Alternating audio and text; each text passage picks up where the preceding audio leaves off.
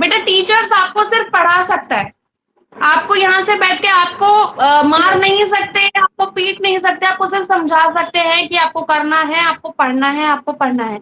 अब आप पढ़ते हैं या नहीं पढ़ते वो आपके ऊपर डिपेंड करता है। टीचर्स अपना 100% देते हैं ताकि आपको अच्छे से समझ आए, ठीक है। आप लोगों के साथ बेस्ट आप लोगों को बेस्ट टीचिंग दे रहे हैं आपके टीचर्स, फिर भी आप लोग नहीं पढ़ रहे तो उसमें क्या कर सकते हैं ये बताइए। अगर मैं किसी बच्चे का नाम बोलती हूँ वो फटाफट से लीव हो जाता है, क्लास को लेफ्ट करके चला जाता है, थोड़ी देर बाद फिर आ जाता है, ये लगता है कि मैम अब दूसरे बच्चे से पूछ रही है, मुझसे पूछेंगी ही नहीं। ये चक्कर चल रहे हैं आप लोगों के आजकल, क्योंकि जब से आप लोगों से पूछा जाता है, मीनिंग पूछा जाता है, या आप लोगों की नोटबुक के बारे में बात होती है, बुक के बारे में बात होती है, आप लोग गायब, सेकंड के हिसाब से आप लोग गायब हो जाते हैं। क्यों? चलिए पेज नंबर H24 पे निकालिए, देख लो पेज नंबर H24। बेटा नहीं देख रही मैं किसी के भी। आपका नेक्स्ट टॉपिक है ब्रोंज एज। हमने पढ़ा था बेटा, जो पहला लियोथिक वाला जो चैप्टर था, सेकंड चैप्टर था, उसमें हमने चारकोलोथिक वाला एक पढ़ा था, जिसमें हमने पढ़ा था कि मेटल का एज था, उसमें मेटल्स यूज करने लग गए थे, ठीक है। तो वही यहाँ आ गया है ब्रोंज एज, मतलब ब्रोंज का मीनिंग होता है हिंदी में कांस्य, ठीक है, कांस्य। अब देखिए, the period when people use bronze for tools and weapons is called the bronze as. मतलब कि द पीरियड मतलब वो टाइम, वो समय, व्हेन पीपल यूज ब्रोंज मतलब जब पीपल ने यूज करना शुरू किया ब्रोंज मतलब कांस्य को, the for tools and weapons. Tools and weapons का मीनिंग होता है बेटा औजार और हथियार, वेपन्स मतलब हथियारों के लिए उस टाइम को बोला गया bronze as. It followed the stone age, मतलब कि वो जो ब्रोंज एज आया, मतलब जब मेटल का टाइम आया तो वो फॉलो करके आया था किसको? वो फॉलो करके आया था बेटा स्टोन एज को, मतलब पत्थरों के युग को। हमने पढ़ा था ना, सबसे पहले पत्थरों का युग आया था, ओल्ड स्टोन एज आया था, देन मिडिल स्टोन एज, उसके बाद में आया न्यू स्टोन एज, उसके बाद आया मेटल एज, ठीक है। मेटल एज में आया ब्रोंज एज, ठीक है। The discovery of metals was helpful to man in many way। मतलब कि जो ये खोज हुई, डिस्कवरी मतलब खोज हुई किसकी? मेटल की, ठीक है, धातु की जब खोज हुई तो वो एक तरीके से बहुत इजी लाइफ बना गई थी और बहुत हेल्पफुल हुई थी मैन के लिए, ठीक है। और बहुत सारे वेज में, मतलब बहुत सारे तरीकों से। With the help of better tools, man could cut down crop and trees in much better way। मतलब कि जब मेटल का यूज होने लगा, ठीक है, और मेटल बने, मतलब पहले पत्थरों से टूल्स बनाए जाते थे, वेपन्स मतलब हथियार बनाए जाते थे, लेकिन धीरे धीरे क्या हुआ, मेटल से बनाए जाने लगे, ठीक है। और जब मेटल्स का यूज होने लगा बेटा, तो मेटल्स का यूज होने के बाद में बेटर टूल्स बने, मतलब बेटर औजार, बहुत अच्छे औजार बने पत्थरों के कंपेयर, स्टोन्स के कंपेयर। और उसके बाद में क्या हुआ बेटा कि और भी ज्यादा इजी हो गया मैन को टूल्स यूज करने में, ठीक है, जो और भी ज्यादा शार्प हुआ करते थे, और ज्यादा उसके हैंडल वगैरह लगा दिए थे, तो उससे क्या लोगों को बहुत ज्यादा इजी हो गया था अपनी क्रॉप्स की कटिंग करने में और ट्रीज को कट करने में। The weapons of war also come to be made of bronze, ठीक है। मतलब जो वेपन्स थे, मतलब कि हथियार थे, हथियार किस में काम आते हैं? वॉर में, मतलब युद्ध में काम आते हैं, लड़ाई में काम आते हैं। वॉर मतलब युद्ध, ठीक है। तो जब युद्ध हुआ करते थे, वॉर होते थे, तो उस टाइम पे जो जो वेपन्स थे जो ब्रोंज से बनते थे वो भी बहुत ज्यादा अच्छे बनाते थे, ठीक है। It is difficult to say when the use of bronze began and end। मतलब कि ये कहना बेटा बहुत ज्यादा डिफिकल्ट है, ये कोई नहीं बता सकता कि एग्जैक्ट टाइम क्या था किस चीज का, ब्रोंज एज का, मतलब कि कब ब्रोंज एज मतलब मेटल को यूज करना कब स्टार्ट हुआ। इट इज डिफिकल्ट टू से, कि इसका फर्स्ट यूज कब और किसने किया, और जो फर्स्ट मेटल था वो कहां से निकला। People in some areas started using bronze earlier and in some areas later. मतलब कि कुछ एरिया ऐसे थे जहां ब्रोंज का यूज बहुत जल्दी अर्लियर हो गया था, और कहीं बहुत ज्यादा जगह ऐसे थे जहां पर बहुत लेट हुआ था। In some place it lasted for long, मतलब कि कुछ जगहों पर लास्टेड फॉर लॉन्ग का मतलब है कि लंबी टाइम से, बहुत लंबे टाइम से चलता गया, बहुत लंबे टाइम तक चलता गया। But in some it last for the short period, और कुछ जगह ऐसी थी जहां पर बहुत कम टाइम पीरियड के लिए यूज हुआ। द सुमेरियन इन मेसोपोटामिया, मतलब कि बेटा मेसोपोटामिया में जो सुमेरियंस लोग थे, present day Iraq and part of Iran, मतलब जो मेसोपोटामिया जो एरिया है वो प्रेजेंट एरिया है किसका, इराक का। ठीक है, वो इराक का, इराक और ईरान का इस टाइम वो है, इराक का पार्ट है मेसोपोटामिया।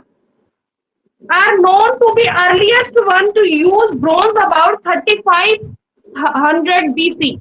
मतलब कि बेटा ये जो ब्रोंज है, ब्रोंज का सबसे पहला यूज माना जाता है कहां पर, सुमेरियंस लोग थे कहाँ के, मेसोपोटामिया के, जो कि इस टाइम पे ईरान का पार्ट है, वहां पर सबसे पहले ब्रोंज का यूज माना जाता है, और वो यूज हुआ था 3500 BC, मतलब कि 3500, ठीक है, 3500 इस साल ईसा पूर्व, मतलब कि पहले हुआ था। ठीक है, the Chinese made use of bronze until some time between 1500 BC and 1000 BC, मतलब कि उसके बाद माना जाता है कि चाइनीज, जो चाइना का एरिया है वहां पर यूज हुआ था ब्रॉन्ज 1500 BC, मतलब कि किस किस के बीच हुआ था, 1000 BC और 1500 BC के बीच में, मतलब कि बिफोर क्रिस्ट, बिफोर क्रिस्ट मतलब ईसा पूर्व। ठीक है, टाइम पीरियड बता रही है ये।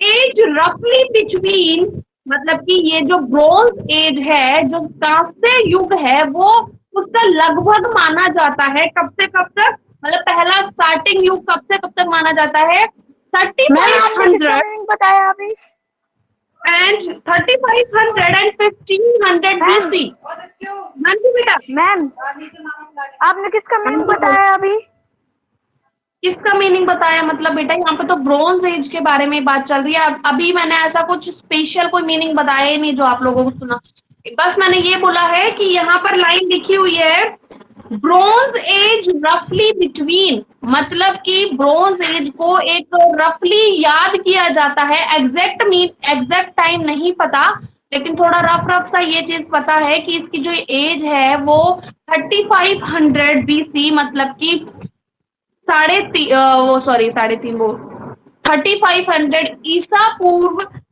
से 1500 ईसा पूर्व के बीच में माना जाता है। ठीक है, नेक्स्ट देखिए, द अर्लीस्ट सिविलाइजेशन। अर्लीस्ट का मीनिंग है बेटा प्राचीन, मतलब कि एंसेंट टाइम की बात आ रही है यहाँ पे। ठीक है, अर्लीस्ट सिविलाइजेशन का मीनिंग आप लोगों को सबको पता है, सभ्यता होती है, और अर्लीस्ट का यहाँ मीनिंग है प्राचीन, मतलब कि पहले के टाइम का, प्राचीन युग का। ठीक है, देखिए, all over the world different civilisation flourished in the river valleys. Flourished, underline करिए इसको, वर्ड को, फ्लोरिश्ड, और उसके ऊपर लिखो निखरा। मैम निखरा, हाँ जी, हाँ जी, लिखो बेटा, मैं बता रही हूँ आपको। न पर छोटी की मात्रा, ख रे आ, निखरा, मतलब कि बेटा जो सिविलाइजेशन है, मतलब कि जो सभ्यता है वो कहाँ से शुरू हुई, आप लोगों को पता है बेटा, सभ्यता वहीं से शुरू होगी जहां पर लोग होंगे। ठीक है, जहां पर लोग होंगे, जहां पर छोटी छोटी सिटीज होंगी। ठीक है, और हमने ये चीज पढ़ी है कि पहले के टाइम पे छोटी छोटी सिटीज बनाई गई थी, छोटे छोटे एरिया बनाए गए थे। वो कहाँ बनाए गए थे, वो वैलीज पर बनाए गए थे। ठीक है। रिवर वैलीज पर बनाए गए थे, रिवर बैंक के पास बनाए गए थे, मतलब कि नदियों की घाटी के पास और नदियों के किनारे बनाए गए थे। ठीक है। तो बेटा जो सिविलाइजेशन कहाँ से निकली, उन्हीं सिटीज से निकली ना, उन्हीं छोटे छोटे टाउन से निकली, और वो टाउन कहाँ थे, नदियों के किनारे और घाटियों के पास थे। ठीक है। तो सीधी सीधी बात है, नदियों के किनारे पर जो सिटीज बसी हुई थी वहीं से सभ्यता निखर कर आई, मतलब फ्लोरिश्ड हुई। ठीक है। Four great developed some 5000 year ago, मतलब कि चार फ्लोरिश्ड, मतलब चार सिविलाइजेशन, मतलब कि ग्रेट मतलब फोर, मतलब चार महान सभ्यताएं निखर के सामने आई, डेवलप्ड हुई, विकास हुआ उनका। कब? सम 5000 ईयर एगो, मतलब कि लगभग 5000 साल पहले। उसमें से फर्स्ट है बेटा द इंडस वैली और the Harappa civilisation. Indus valley underline करो और इसको लिखो सिंधु घाटी। इंग्लिश में होता है इंडस वैली, ठीक है, और मैम किसको? बोलते हैं सिंधु घाटी। क्या बोलते हैं इंडस वैली? रुक जाओ बेटा, बता रही हूँ रुको। फर्स्ट है the Indus valley, Indus valley को अंडरलाइन करो और लिखो सिंधु घाटी।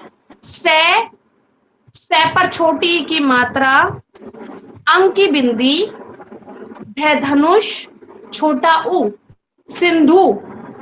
और वैली का मीनिंग आप लोगों को सभी को पता है, घाटी, मतलब कि जो सबसे पहली सिविलाइजेशन मानी जाती है, सबसे महान सिविलाइजेशन और सबसे एंसेंट मतलब प्राचीन सिविलाइजेशन मानी जाती है, वो मानी जाती है कौन सी?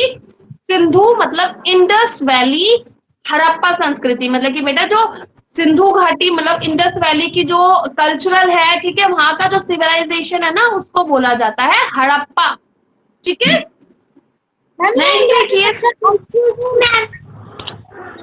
सबसे ग्रेट प्राचीन मतलब एंसेंट सिविलाइजेशन है ये। नेक्स्ट देखिए बेटा, रुको, फ्लोरिश मतलब? निखरा। Ma'am flourish. फ्लोरिश्ड का मतलब होता है निखरा, निखरा हुआ।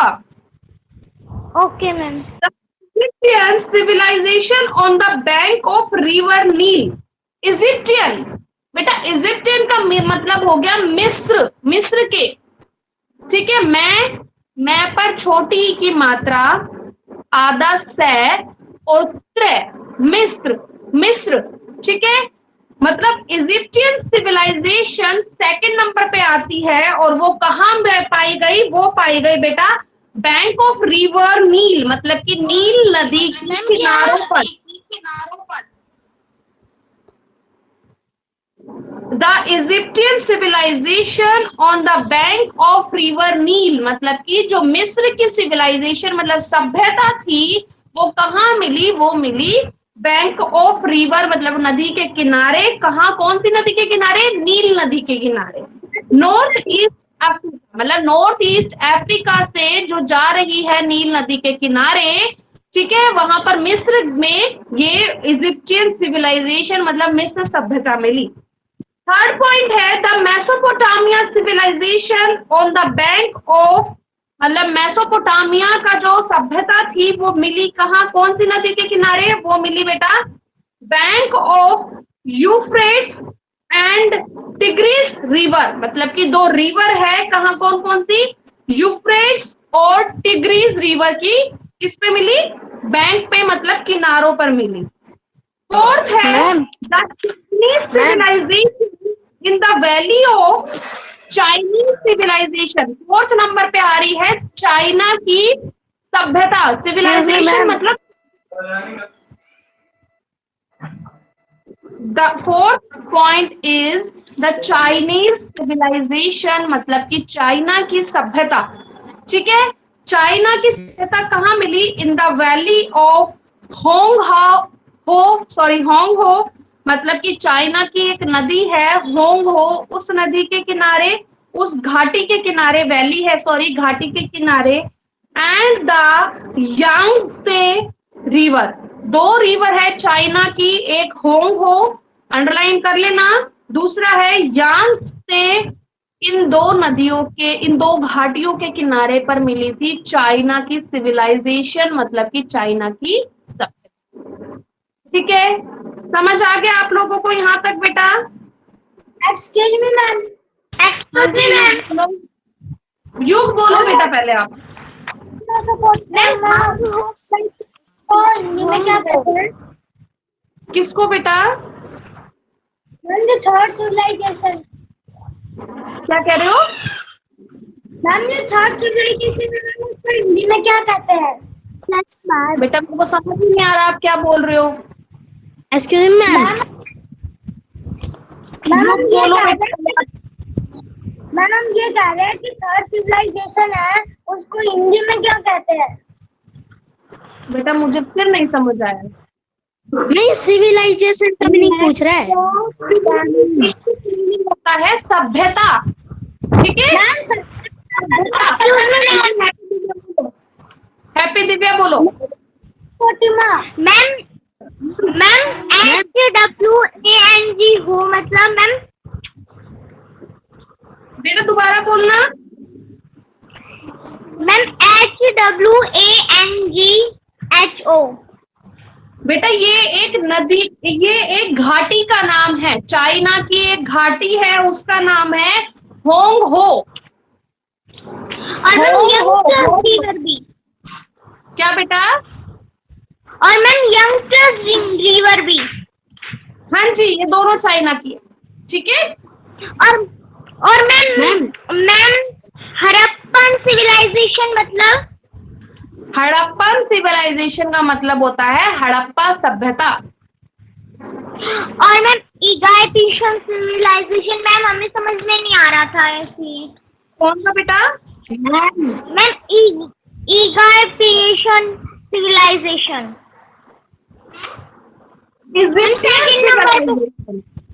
इजिप्टियन, इजिप्ट बेटा, इजिप्ट क्या होता है? मिस्र, ठीक है?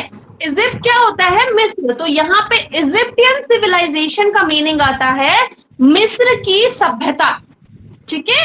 और मैम मेसोपोटामियन है क्या?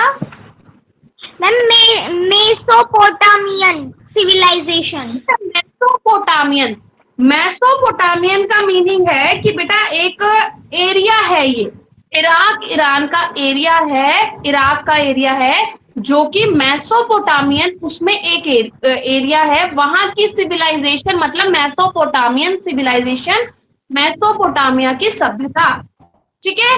तो बेटा ओके देखो, मैम। दूसरी क्लास, सुनो मेरी बात, दूसरी क्लास शुरू होने वाली है, तो प्लीज आप लोग जो भी मीनिंग नहीं समझ आया मुझे व्हाट्सएप पे मैसेज कर दीजिए, ठीक है? बाकी की क्लास आपकी खत्म होती है, कल हम दोबारा से स्टार्ट करेंगे, और आज का आपका सेम होमवर्क है, हार्ड वर्ड सर्च करो। कल मैं आप लोगों से पूरे जहां तक चैप्टर कंप्लीट हुआ है वहां तक का पूछूंगी, ठीक है? Excuse ma'am. Bye ma'am. Bye बेटा, बाय बोलो। EUPHRATES का मीनिंग क्या है? मैंने एक्यूप्रेस। यूफ्रेट्स, इसका मीनिंग है यूफ्रेट्स, फ्रे, ठीक है? मैम क्या? बेटा ये नदी का नाम है यूफ्रेट्स, ओके मैम। मेसोपोटामिया की एक नदी है उसका नाम है, ठीक है बेटा? लीव कर जाइए फटाफट से, जल्दी। और मैम मतलब सबमेरियन।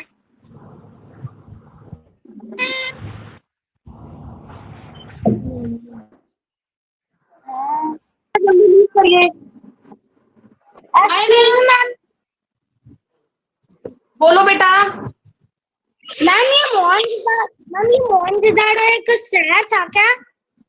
बेटा आप ना ऐसा करो, मुझे व्हाट्सएप पे मैसेज करो, मेरी दूसरी क्लास स्टार्ट होने वाली है, ठीक है? आप फटाफट से वो करो, मेरी क्लास स्टार्ट होने वाली है बेटा, जल्दी। बाय बेटा, बाय।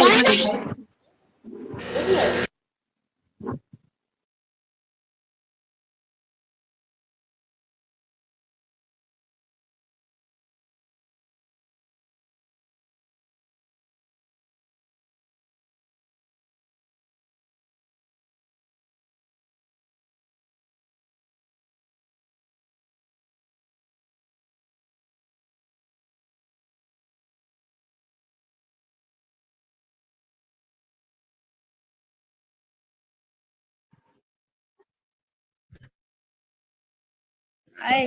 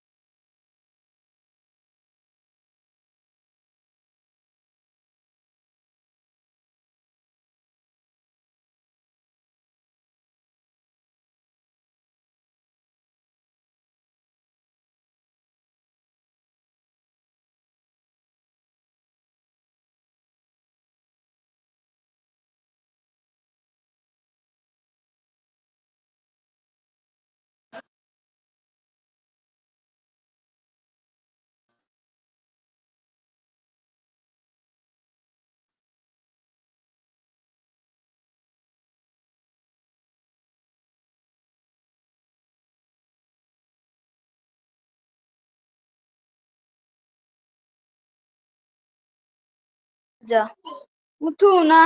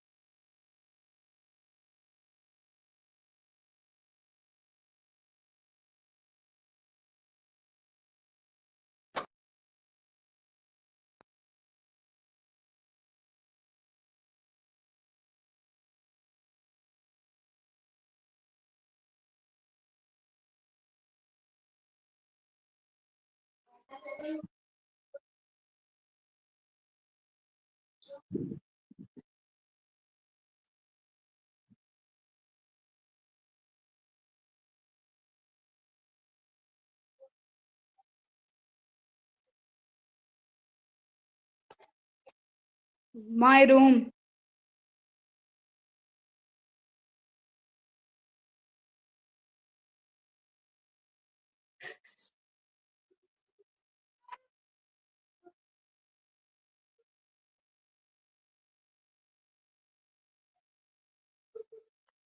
How good